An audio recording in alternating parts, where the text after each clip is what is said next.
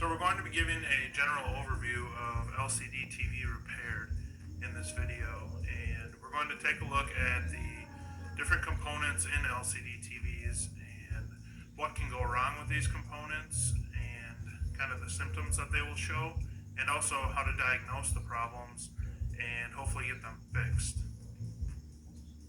I'd like to say that if you're having a problem with your TV, be sure to check the model number first. This is what appears in this little box over here. Every TV is different. This is a Sony LCD TV, but you'll see the model number and serial number over in a box like this.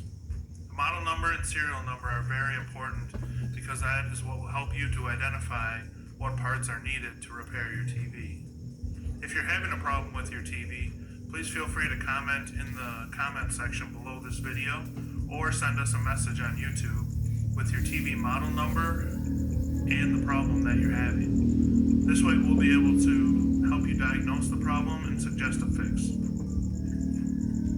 So the first thing you're going to want to do is make sure that you have unplugged your TV from any power source and that you have also grounded yourself properly. Next, you'll want to take out the screws in the TV that are holding the back cover on it. Every back cover of a TV is different, but most are held in by screws and can be easily removed. So we've removed all the screws here on the back of the TV. Now we're just going to remove this back panel.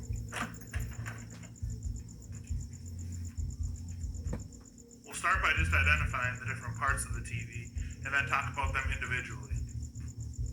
So first we'll look at the power supply, which is right here in the middle of this TV.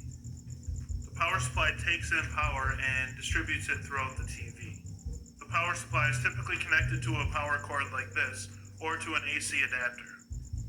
The main board, which is over here, typically manages all of your inputs and outputs for your video and sound.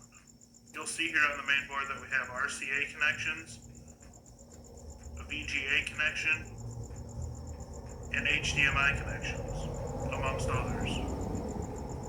You'll also see here that we have these wires that run to the speakers for the TV. So again, this will control your audio and your video inputs and outputs. Over here we have the backlight inverter. This part can often be covered by a metal or plastic cover. You might have to take out some screws to get to this part if you're going to replace it. The backlight inverter is what controls your CCFLs, or your light source for the TV. The last part we're going to look at is the TCON board. The TCON board will sometimes be sitting right here on a TV, but for this one it is slipped into this little area right here. The TCON board connects this LVDS cable right here to the main board. This cable is extremely fragile, so anytime you're working with it, you'll want to be very careful. One thing to consider is that not every TV is going to be the exact same. So not every TV will just have these four main parts. It may have more, and it may have less.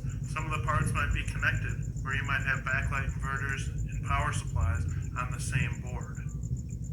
There are typically two different levels of repair for TV parts. You can open up your TV, find the board number, and then look up that board number to find a replacement part, or you can take your board and try and repair it at the component level. At the component level, you would be testing different components on the board and making sure that they work. The first board we're going to look at closer is the power supply. Now the power supply again takes in power and distributes it throughout the TV. So the first thing that could go wrong here is that the TV set will not turn on. If you are not able to power on your TV, the first thing I would do is double check that the outlet works. Try plugging something else into that outlet and be sure that it turns on. You can plug in a clock, you can plug in anything, but just be sure that the outlet works before you start taking apart your TV. If the outlet works and you are still not getting power to your TV, then you will want to take a look at the power supply. Power supplies will have a fuse on them. You can check the fuse to see if it is blown, and if it is, you can try replacing that and plug the TV back in. If the TV powers on and the fuse stays good, you should be set to go. If the fuse blows immediately, right when you plug the TV back in, then you'll have another issue on the board that is blowing that fuse. If you are going to try and check your fuse on your power supply, sometimes it can be a little bit more difficult.